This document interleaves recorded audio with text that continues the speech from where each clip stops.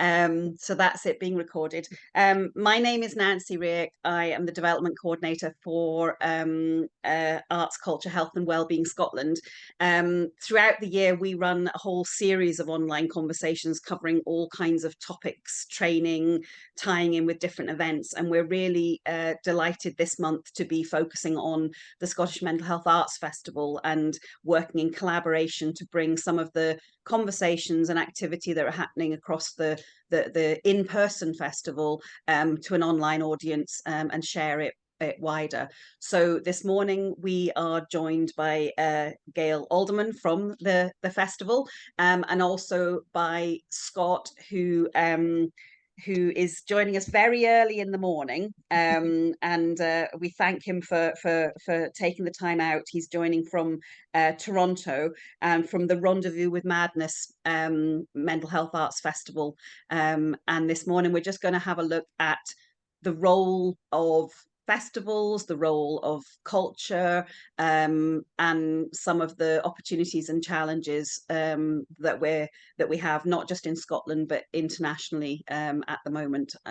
So over to you. The format of it will be that Scott and Gail will kind of have a chat with each other, and then we'll open it up for everyone to kind of join in and ask questions. So feel free to think about things you'd like to know, or burning questions that you might have for Gail or Scott as we go through. So handing over to the two of you, and thank you. Thank you so much for that introduction, Nancy, and welcome everyone. It's great to see you all, and thanks for joining. Nancy, I was going to say to you, feel free to make me co-host if it's useful to have another person just keeping an eye on things as well. Sorry, I meant to say that before we started. So yeah, hello everyone, and welcome to this International Connections discussion. I'm Gail, I'm Arts and Events Manager at the Mental Health Foundation, and I also manage the annual Scottish Mental Health Arts Festival, which has its opening day today on World Mental Health Day. It is also running to the 27th of October.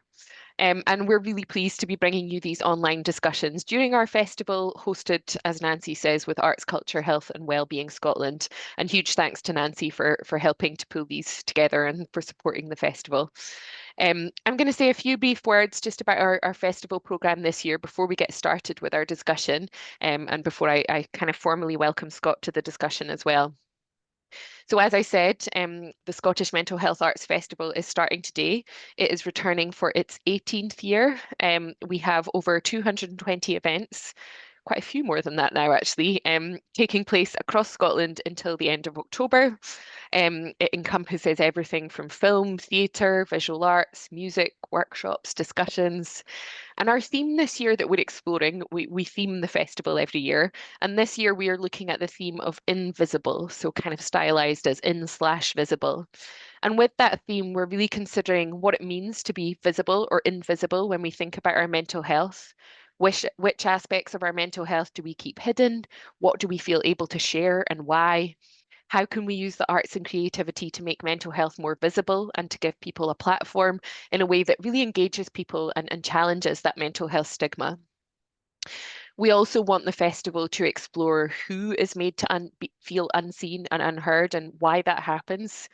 And what impact do experiences of exclusion and discrimination have on our mental health? And most importantly, in all of that, how can we challenge the inequalities and systems of power that can render people invisible? And so throughout the festival programme, we are using this platform to kind of give people a voice, to make people feel visible and heard in spaces that they might not have had that opportunity previously. So please do take a look at our programme online at mhfestival.com. And obviously, if you can't make events in person, this is why we're really keen to be running these online discussions. We've got more of those coming up throughout the festival.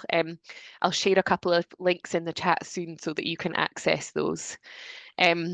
So yeah, I think that's enough from me. I want to get kind of into the discussion, and I'd love to introduce Scott and Rendezvous with Madness. But first of all, I'll just say a few words about kind of why we've connected this year and how that's come about.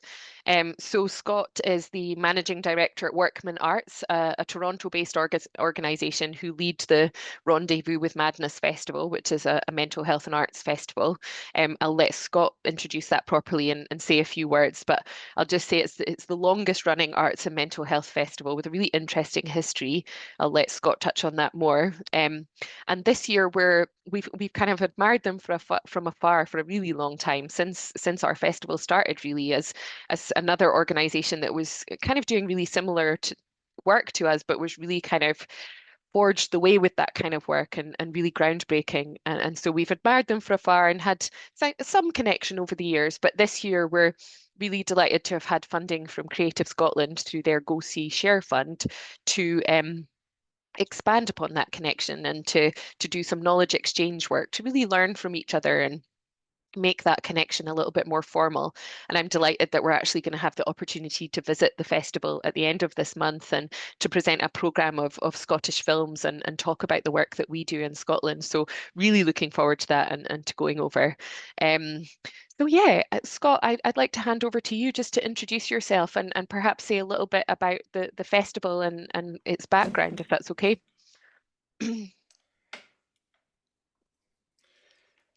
Hello. Sorry about that. My headphone fell out, of course, right on time. It's great to be here. Thank you so much to Gail and to Nancy and everyone at the Scottish Mental Health Arts Festival for having me. My name is Scott Miller-Berry, and I'm here in Toronto, or Takaranto. And I'm really excited for today's discussion and for this deepening of the connection between the two organizations.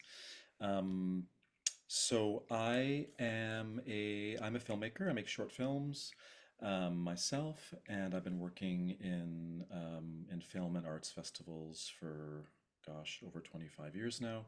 But I also like to add that it doesn't mean I know anything about that at all. I feel like I've been really lucky to absorb a lot of knowledge and ideas from everyone that I've been lucky to work with.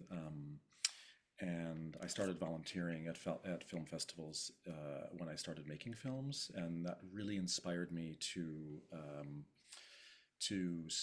try to find work in festival culture because I really I have a passion for a concentrated environment where the schedule can be very intense and it can be concentrated around a few days or a week or a couple of weeks, but that there's something about the energy of bringing people together in a specific amount of time for an immersive experience through film and art that I think can lead to really incredible, inspiring experiences. Um, so I've been working at Workman Arts since 2015, and Workman Arts is an art and mental health organization here in Toronto, Ontario, Canada. The organization, I'll be really brief, but just give you just a sense of how we started and where where we sit, so to speak. Um, our organization was founded in 1987 by Lisa Brown. She was in her first job as a psychiatric nurse after finishing nursing school. And she soon noticed that after 5 o'clock p.m. In the afternoon, when the staff would leave for the day, that the clients or so-called patients there would be no activities. There'd be nothing else for clients, to engage in after 5 p.m. So she started volunteering and running theater workshops.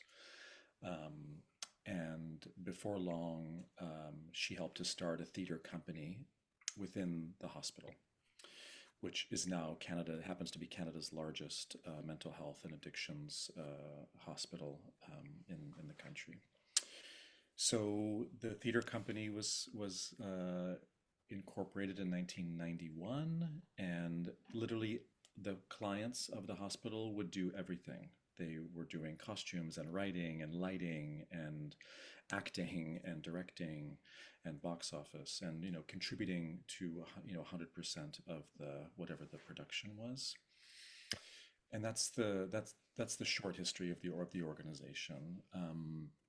A couple of years after that, Lisa and a coworker were talking about films that they love that touch on mental health related subjects or topics or characters. And the story goes that when they got to 4,000 films on the list, they decided, oh, we should have a festival to show some of these films.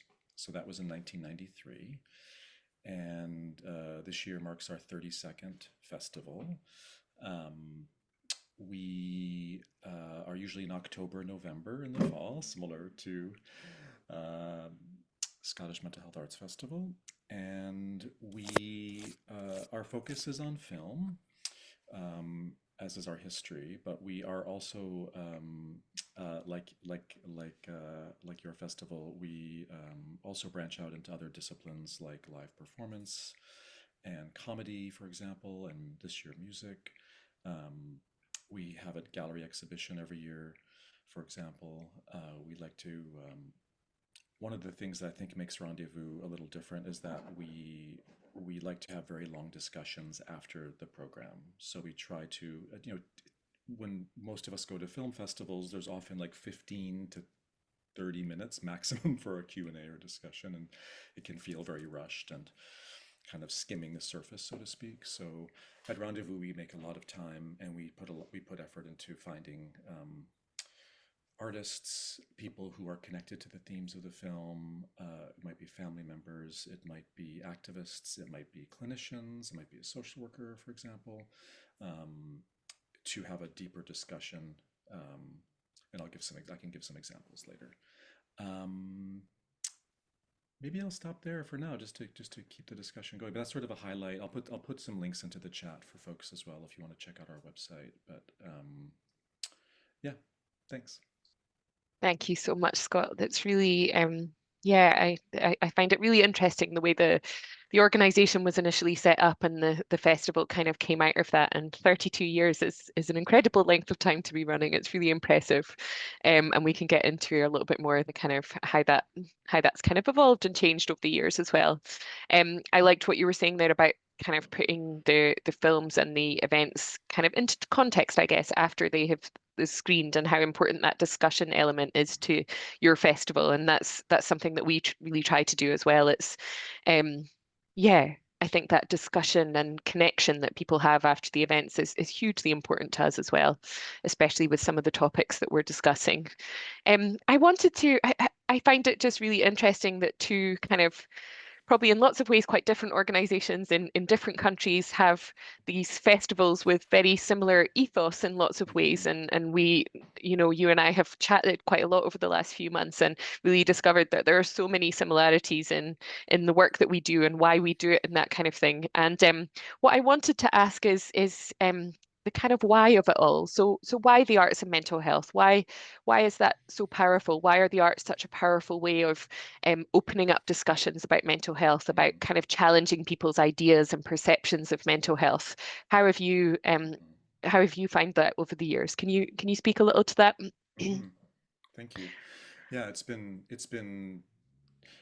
I try to keep my eyes on other mental health and arts related things in the world, and it's been so nice to get to know you and your team this past year, and learn more about how the organization works and how you operate, and it's been super inspiring. And there's so many interesting similarities in terms of, our festival exists within a year-round mental health and arts organization that also exists within a hospital Hmm. setting, in a partnership with the hospital. We are a separate organization, but we have a long-standing partnership, and there's these really interesting structural similarities, and Yeah. also these interesting programming similarities. And back to your question, I we think that like art is a window into so many things, right? Art I think it it it gives it gives um, it gives people an opportunity to have a very personal experience and a very shared experience. So when you're in a gallery, taking in, say, photography as one example, everyone that's looking at the photos is having their own insights, or maybe agitation, or maybe Yeah. confusion, or maybe like very, sad or emotional response, or maybe very like elated. And we're also having a shared experience because we're in the room together and we're taking it in together and we're talking to each other about, what did you think of that piece or that piece? So art for us is such a beautiful platform to talk about really important things such as mental health and addictions. I mean, I'm not a scientist, but like there's obviously been so many studies around um, the prevalence of mental health related issues for and with artists, right? That Hmm. that that the creative temperament, like artists are emotional beings, because we're really trying to dig into something and express things and share them outward. In particular, we find film. Not to single it out above any other art form, but we do find that film, because because for the most part, most people have a connection to film. They have some reference, they have some awareness, even if for them it's just commercial films. That's fine. There's an awareness of the form and how stories can emerge. So for us, we find that film is it's such a perfect, I don't like to use that word, but it's just such an ideal form that opens discussions around representation, around how issues get addressed or not addressed, and it just is such a there's something that's a bit more accessible, for lack of a better word, Hmm. for film, than sometimes galleries and museums can be intimidating, right, for some people, and I get that myself, like, and other art forms can feel a little bit less inviting, let's say. So we do find that film is such a window in, and for us, it's just like it just makes sense to be supporting artists who live with mental health and or addictions experiences, to be creative, which is what our organization does year round, and present a festival for an intensive experience, for the artists, but also for the audiences. Yeah, thanks. Thank you, Scott. That was really interesting to hear, and I would share your kind of passion for the role in film in all of this. It's a really core part of what we do as a festival. Also, we have an annual international film competition, which sees people enter films from all over the world that deal with arts and mental health, and just deal with mental health in really kind of nuanced and sensitive ways that just connect with audiences so well. Our film program's coming up next weekend, actually. So if you're around, please do take a look at the program and connect with that. Um, I'll say a little bit. The kind of beginnings of our festival really kind of stemmed out of this.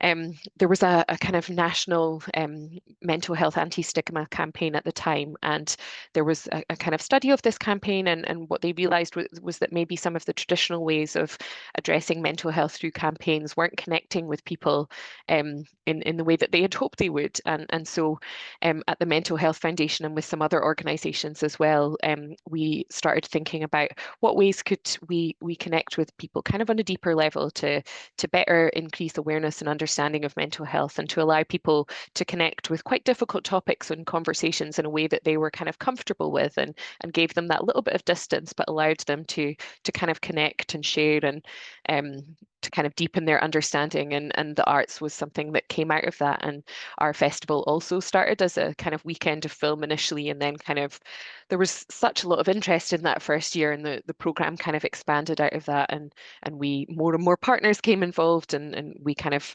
moved across Scotland, and yeah, it continues to be a really incredibly powerful way to connect with audiences about mental health and kind of challenge and increase awareness and understanding. But also over the years, I guess very much in those first years, the focus was kind of on what the arts could do for audiences, and more over the years, and as you mentioned, Scott, we've started to work more with artists, and talk about the impact of making work on their mental health, and how the process of sharing might help them, and also in more recent years, how the process of kind of sharing deeply intimate and challenging work can also be quite difficult. We've recently produced a kind of set of guidelines for artists that are interested in making work about mental health and helping them to do that in a way that feels kind of safe and yeah, I guess that resource is called Performing Anxiety. It's available on our website. Um, I was also interested in how you kind of, I guess, how you sort of how you work with artists and how you kind of create a space that feels safe for them to share sometimes deeply kind of intimate work about mental health, and some of the steps you might take to work with artists in that way, having done it for such a long time as well. I'm sure there's a lot we can learn from you as a festival. Great, thank you. I hope you can hear me okay. There was a note about the volume. Um, um, yeah, I look forward to reading that guide. Thank you for the reminder that you put together that resource for artists. We we try we try and we've done I think we've been more conscientious about supporting artists who are presenting in the festival, you know, whether it's a film or a performance or a gallery piece, to to you know, go beyond just getting the information about the film or the artwork, getting the information we need for our promotional machine, to find out, like, you know, how, you know, what is their exhibition experience? How comfortable are they? You know, you know, do they have any concerns or needs, you know, in advance of presenting their work? Have they done an artist talk before? Do they need any assistance, you know, thinking about how they'll talk about their practice or about their piece?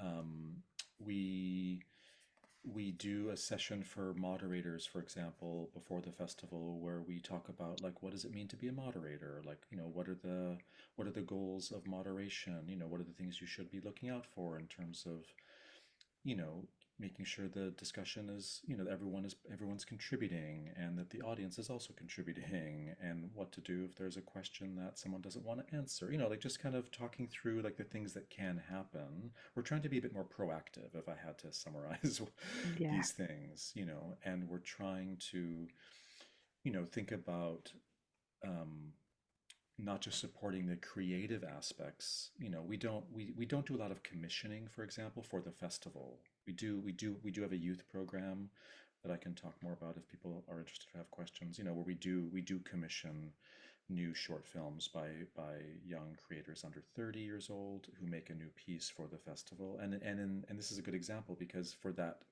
mentorship, it's a course and it's also mentorship.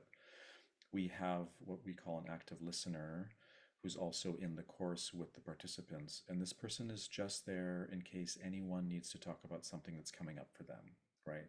They're feeling stressed about their piece. They are feeling something that someone said in the class reminded them of something that's upsetting. You know, these are just examples, but, like, we conscientiously put an active listener in all of our education workshops, so that there's um, a peer in the room who, if an artist just needs to have someone to talk to in confidence about something, that person's available. Um, and in terms of the audience, you know, I'd love to learn more about what you do in these areas, but, you know, we call them, instead of saying content warnings, we use the term keywords. So we use keywords as a way of sort of, you know, saying to the audiences, you know, this program contains discussion of, you know, of trauma, of addiction, of family issues, of suicide, etc. And then we, of course, make sure to repeat those in the room or on the Zoom, and before the films. Um, but, you know, we try to be conscientious and sensitive, and we ask artists to tell us what they think we should flag, right? So we're not the arbiters and the gatekeepers of the keywords, but we also we don't want to scare people away. I don't know how else to say it. Like we don't like if we were listing every single possible concern, then that would take up more time than the film itself. You know, I'm being a little bit sassy, but it's like we want to be we try to be really sensitive to it, and again, we try to follow the lead of the filmmaker or the artist, but we do want audiences to know, right? If a film discusses suicide, which is a really important but very, very, difficult topic, like the audience should know. So if for some reason that's feeling like too much, they can of course leave the event, or they can talk to the active listener, who's on site to have a discussion. So yeah, those are some examples. Thanks. Thanks, Scott. That's really interesting. I like that idea of active listeners at events, and I'll find out more about that from you when we visit at the end of this month. From our point of view, as I'd mentioned before, that kind of putting into context and discussion element and the work that we show is really important. I think it can be difficult sometimes if a film has quite heavy topics, just kind of leaving at the end of a screening can be quite difficult. It's having that space to kind of sit and take stock and discuss with other people seems really important for our audiences.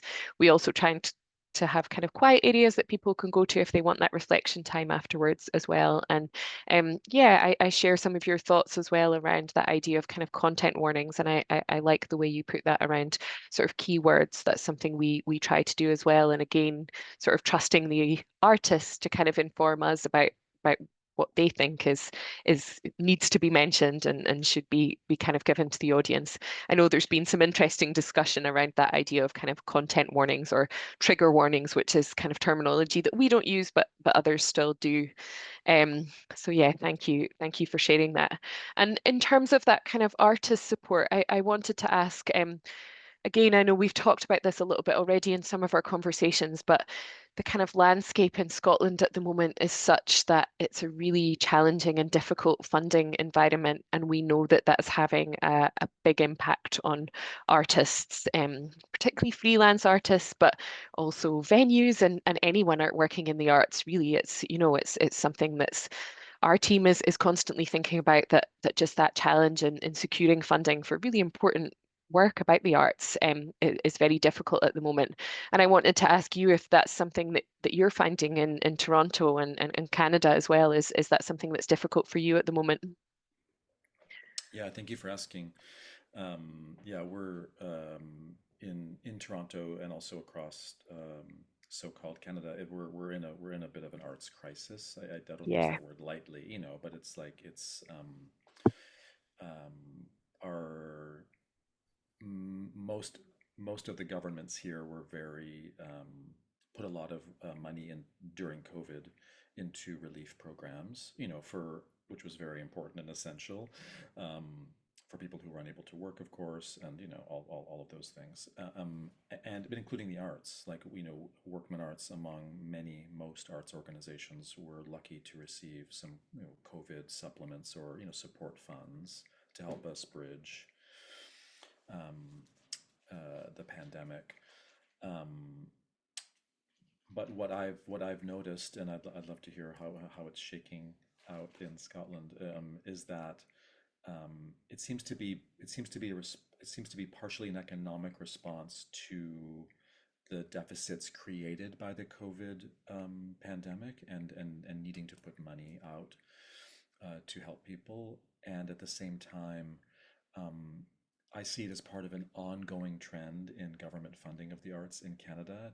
It feels like a law of diminishing returns. Like it just seems like the the agencies and the funders themselves are getting less money, and there is more need. Right, organizations, new organizations emerge, which is so important and really like vital.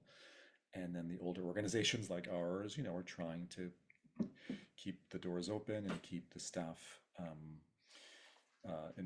involved and keep the artists, creating. And the cost of doing everything the past few years, especially, and we've talked about this a bit, but like the cost of art supplies, the cost um, of food for classes and events, the cost of travel, like everything has got the cost of hotels, like for us, like Toronto as a city has become quite unlivable, for lack of a better word, the last number of years. Like the cost of living here is very, very high. And so as an arts organization, we're really struggling. Like we're one of the lucky ones, I will say, like talking to colleagues, like our funding has largely been stable. We've had a few trims and a few boosts, but we're not shaky. But most of my colleagues are in a very serious situation, and some organizations have closed or have paused, um, because there's not enough funding to go around, and the cost of operating is just too it's become untenable. Yeah. Sorry, classic. I was still on mute there as I started to talk. Yeah, I can really resonate with what you're saying, and I think the language of crisis is very much what we're using in Scotland and the rest of the UK just now as well. Um, and I think as a festival and an organisation that deals with mental health and is seeing the impact that this ha is having on people involved in the arts and like I said, particularly freelance artists really asking ourselves the question of what can we do as an organization that works in kind of arts and mental health, and how can we help? And I don't think we have the answer to that yet. And it's a conversation that I want to kind of continue to take forward with our community. Um, and yeah, it's an important one. I think we ask such a lot. I don't mean we necessarily just as us as a festival, but as a society, we ask such a lot of the arts and artists to kind of entertain and inspire us and challenge us and all of these things. And I think that requires resource. We need to continue to support. And as you said, costs are going up and the kind of funding isn't reflecting that.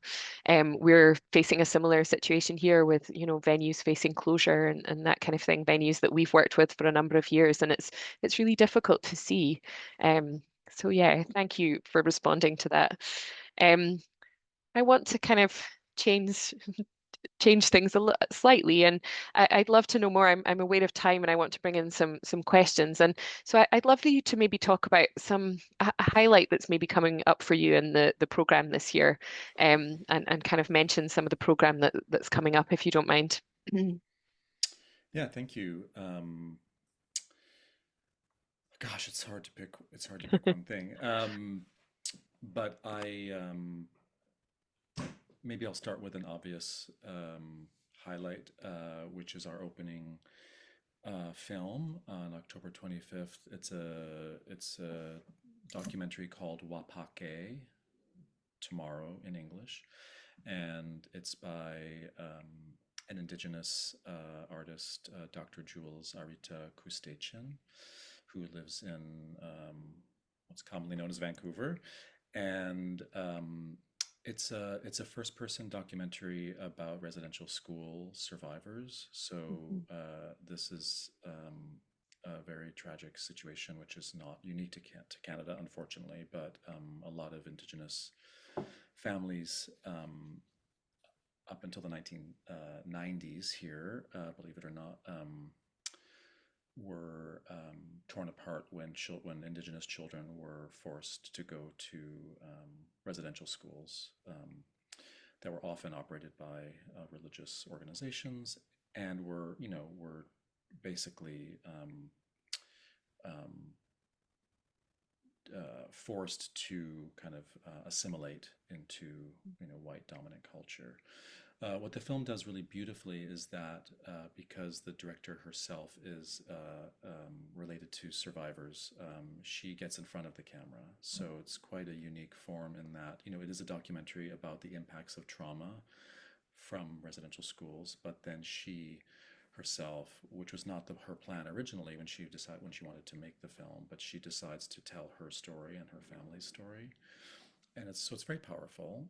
Mhm. Sorry, and very personal, and um, and we're really grateful. We're really lucky to be working with at the hospital that we operate in partnership with. There is an Indigenous Center for Services and Research called Shkabe Makwa, and we're working closely with them to have a whole program of Indigenous music and speakers and art that'll happen in conjunction with the film.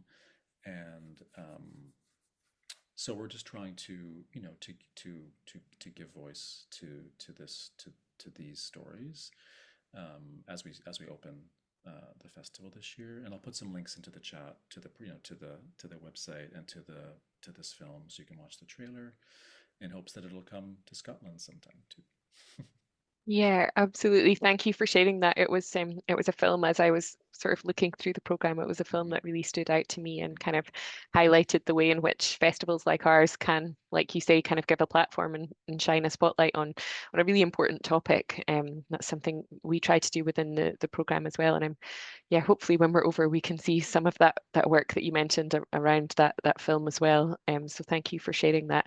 Um, yeah, in terms of a highlight of ours, I will mention I went to the opening night of an exhibition in Edinburgh on Tuesday called Out of Sight, Out of Mind.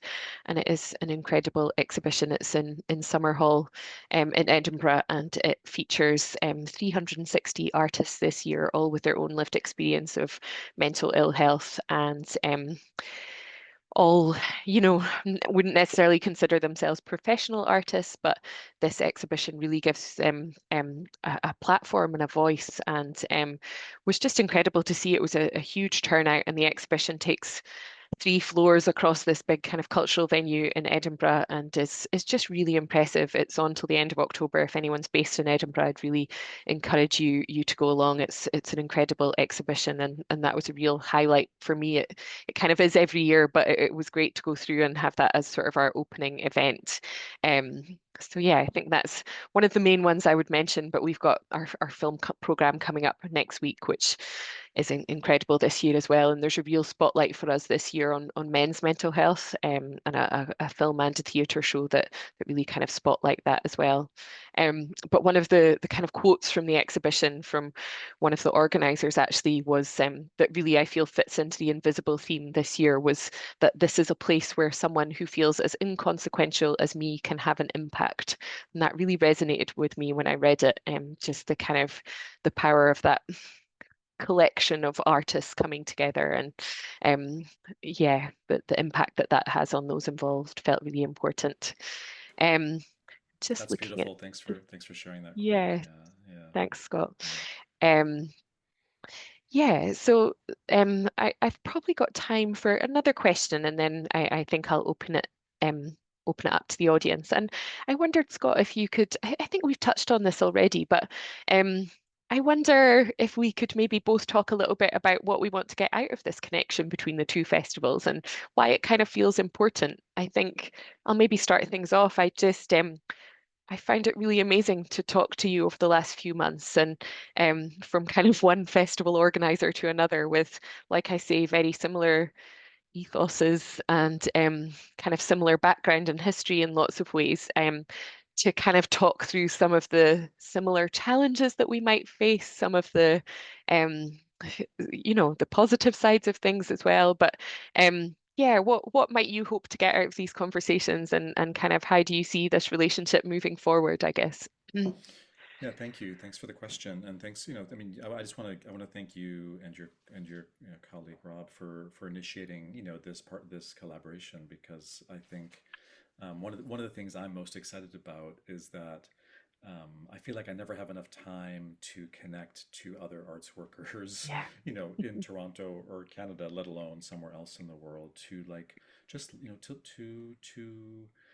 to learn, to ask those questions about, why do you do it that way, or how did you start doing it that way, Yeah. or why did you show that film, that had some controversy at that festival, or like just to ask those kinds of organizational questions.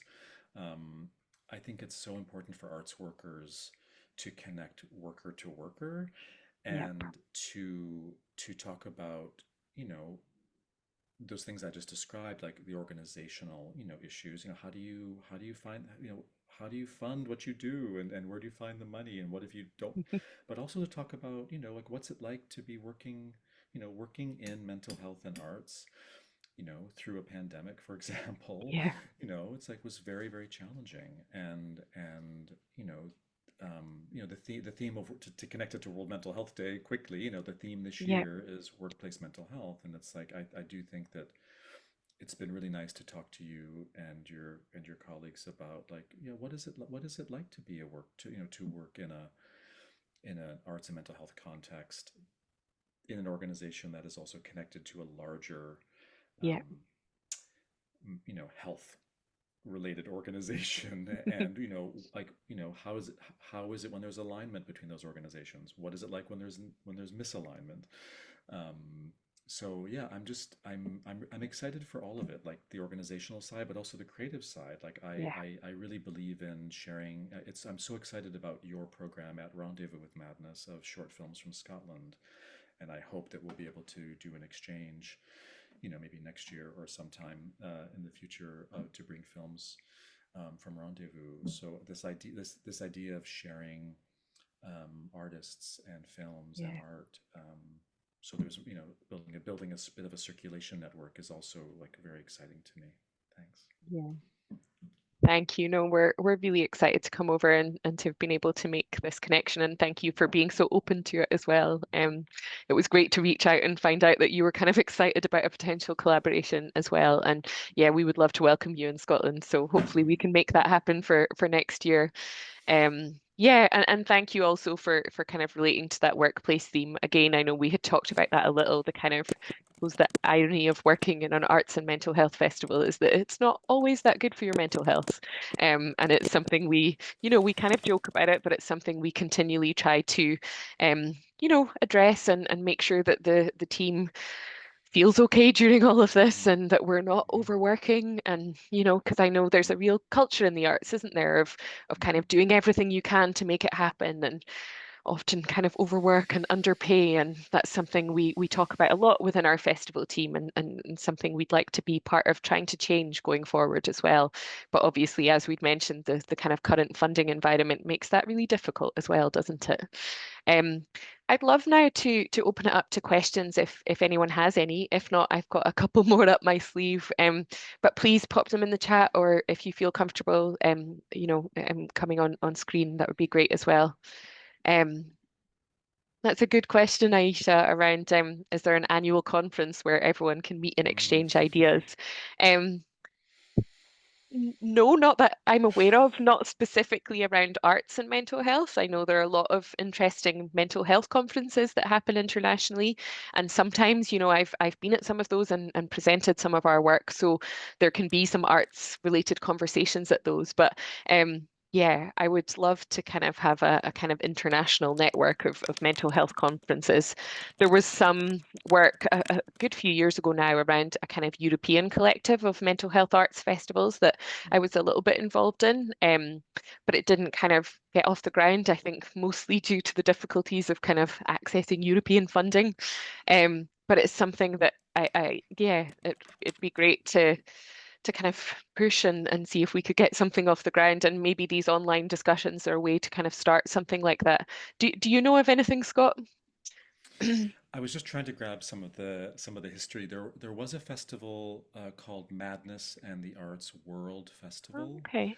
and we were a part of the organizing group. This is before my time, so that's why I Yeah. had to try to find it. But it took place in Germany, and it took place Okay. in Toronto, and then there was a plan to do it in China. Um, I think it was in Toronto in 2013, so it's been over 10 years. Okay. Yeah. Sorry, and but I wasn't personally involved in it, but I know that there was at that time an international network of mental health and arts organizations Sure. talking, and I really appreciate the question, Aisha. Like I agree. Like ideally, wouldn't it be nice to have an annual or regular Mhm. means of connecting and sharing ideas and sharing connections, but nothing that I'm aware of. I mean, I'm assuming like Scottish Mental Health Arts Fest, like we have really informal Yeah, Yeah, connections and discussions with other yeah, festivals, who ask for connections to films or ask, questions, but there's no network I'm aware of. yeah, that's similar to us. And Nancy, I don't know, you might be aware of something that's more in the kind of arts and health space, maybe not mental health specifically. Well, I was going to say, I think at the moment there is a much stronger drive to try and create spaces where there is conversation around arts and culture Yeah, and the kind of health and well-being impacts, and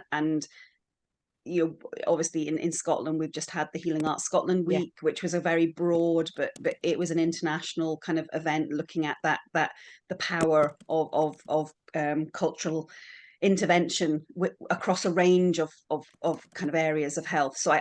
And I think this is one of the difficulties we have right now is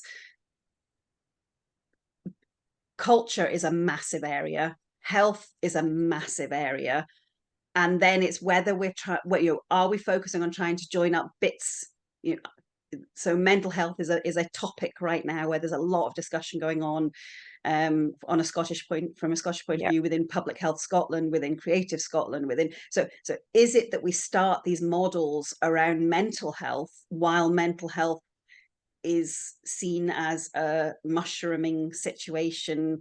Health is engaging because they do not have the ability to meet the needs. And at the yeah, moment, I think there's probably a stronger recognition, although we still have all the same barriers of how do you evidence it and what's the long-term impacts of cultural intervention and all the same conversations that go on. But I think there's a sense at the moment, I think positively, that maybe we all just need to accept that we're not going to answer all these questions and we have to actually get on and make it work, otherwise it's yeah, going to fall over. That's my sense just now, is we have an opportunity maybe to shift the dial slightly where we haven't had yeah, it before, because it's normally fallen into that piece of how health views impact and how culture reports on yeah, what it is and the impacts it has. So I'm hoping that conversations like this, and sharing these kind of dialogues, help us all begin to shift the needle of let's get on and do this now. Otherwise, we're all in a much worse state. And at the moment, I think any positivity that we can hold on to in the context of what we're all working within is really important. yeah. Thank you for that, Nancy. That reflection was really, really interesting. Yeah, and it's been great to connect with you as well. As I know your post is fairly recent, and so we hadn't had much of a chance to connect before. And I look forward to us working more closely together and taking some of that conversation forward as well. Were there any more questions? I'm just having a little look at the chat. Um, I see there's been a bit of back and forth with Aisha and Scott, and yeah, we'll definitely keep you in the loop, Aisha, and especially if Rendezvous with Madness are able to come over and visit us at SMAF next year, we'd love for that to happen. So hopefully we can make it work. We've not got very much time left. Any other questions in the room? If not, I'll refer I back was to my notes. because I was just very interested in the conversation around those involved with delivering work and their Sure. kind of mental health, just because again I think Yeah, there's a lot of dialogue around Mm. those that are involved in projects, as the but I think there's a beginning again to have a stronger focus on those delivering, and how we yeah, support that. So I wanted to just recognize it was really great to see that brought up in conversation. And I just wondered if anybody else wanted to join in or maybe talk about anything that they do already themselves, or how this area is kind of developing for them as an organization. Thanks, Nancy. Yeah, if I can just jump in. Uh, um, as someone who's worked in festivals for a couple decades, I think I can honestly attest to the fact that they're very high stress environments, but also high turnover yeah, environments. And I think there's many reasons for that. Obviously, the schedule, the deadlines, the expectations. It's of course. but often festival workers. I mean, I'm one of the lucky ones. I have a year-round, a salaried position, but most festival workers are contractors, right? So they're paid, a flat fee for services. It's often very modest, and it doesn't provide a living wage usually, and it doesn't provide certain benefits, etc. So there's this kind of there's a that I think that situation contributes to the stress and the burnout, Yeah. and the turnover, rather, the turnover, sorry.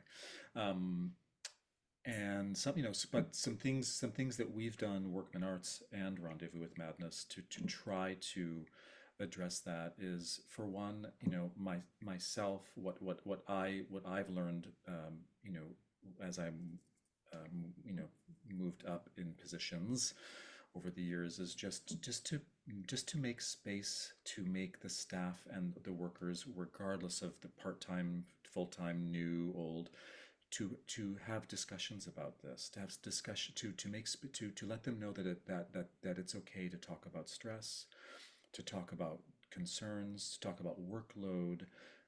I want them to know that I'm available to help, redelegate their tasks, or, strategize together. I think often, and I learned that from experience myself, of feeling isolated and stressed, and didn't feel like I could talk to anybody about the fact that I was, running late and behind and overwhelmed and all that stuff.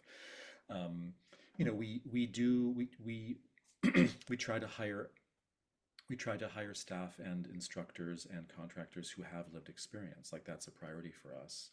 So if we're hiring people with lived experience, we have to make space for supporting those lived experiences, which can look like so many things, like whether it's, paid time off to go to a medical appointment, or paid time off to, to go attend to something that's important to them.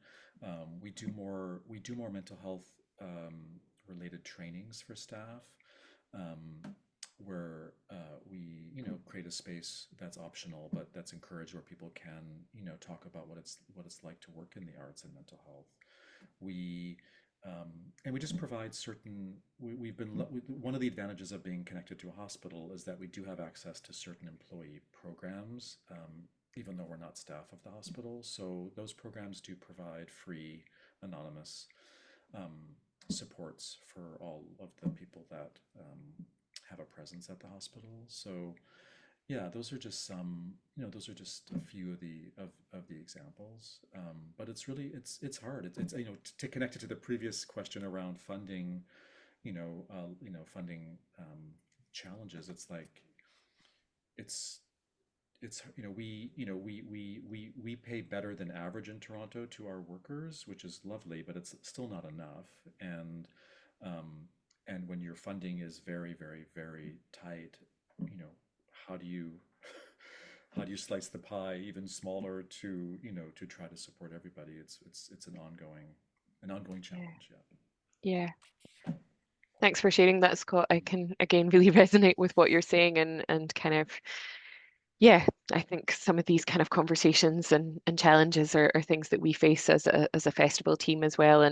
And as you said, we're lucky to have that wider support of the Mental Health Foundation, where we work and have that wider support. And I think, Scott, you and I had talked as well about a kind of noticing a very necessary pushback among staff working in this environment as well, against that kind of culture of overworking. And that's something I really kind of welcome. But like we say, the funding has to be there to support that, doesn't it? And so that's a conversation that we're looking to have with funders as well, that it's how important it is to make sure that we're adequately resourced, and not just keep kind of promising more for the same amount of money, and that kind of thing. It's so important that we address that, isn't it?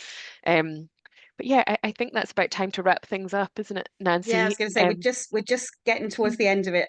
Yeah. I'm just going to share one thing which I used to find funny working on festivals, which is that one of the questions I often used to get asked is what I did for the rest of the year, with this idea that festivals just sort of I don't know, we get together 2 weeks before and just sort of go, hey, let's put on a festival, and it's not actually an all year round job.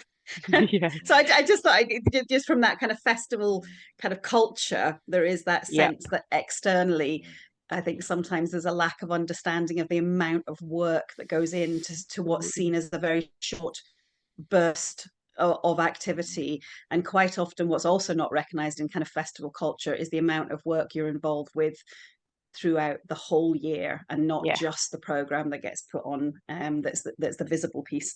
But anyway, I just like to share that. Just for those on the call, I just thought I'd mention there are a couple of other conversations happening. There's Now You See Us on Thursday the 18th. So that one is looking at some of the commissions that were done throughout the Scottish Mental Health Arts Festival with this theme around the invisible, and just talking to some of the artists about what it means to be visible or invisible, and where the commissions came from. With some of the conversations that have come up today, there's also a new strand, art displacement and mental health, which is with an organisation called Counterpoints, who are coming up to doing a live event tomorrow in Glasgow, but they're doing an online piece, and it's around, they're a leading national organisation in the field of arts, migration and cultural change, and are working on a kind of 2-year project looking at that, which I thought might kind of tie in with some of the commentary around the work in terms of refugee. And then there's performing anxiety. So Gail mentioned a tool earlier on that has been developed for those working, calling performing anxiety. And there is actually a session on the 24th of October looking specifically at that tool. So if your colleagues or anyone else you think might be interested in those, those are still all available on Eventbrite to kind of sign up for and join. But I'd like to thank Scott for joining us so early in the morning at such an ungodly hour, and Gail for working with us to get the program together, and I would love, and obviously anybody on the call and those who are watching this video afterwards, if there are people who want to get involved and try and create more of a connection, more of a conversation, more of a network, get in touch with myself or Gail, and we can see, how we can kind of keep this going outside of a 1-hour whistle stop fast conversation on a topic that is so huge, complex and vital at the moment. So thank you all very much. Thank any you, more everyone. for any more, and if not, then I will stop the recording. Thank you so much, Thank everyone. you. Thank you, Nancy. Thanks, Gail. Thanks, everyone. Thank you.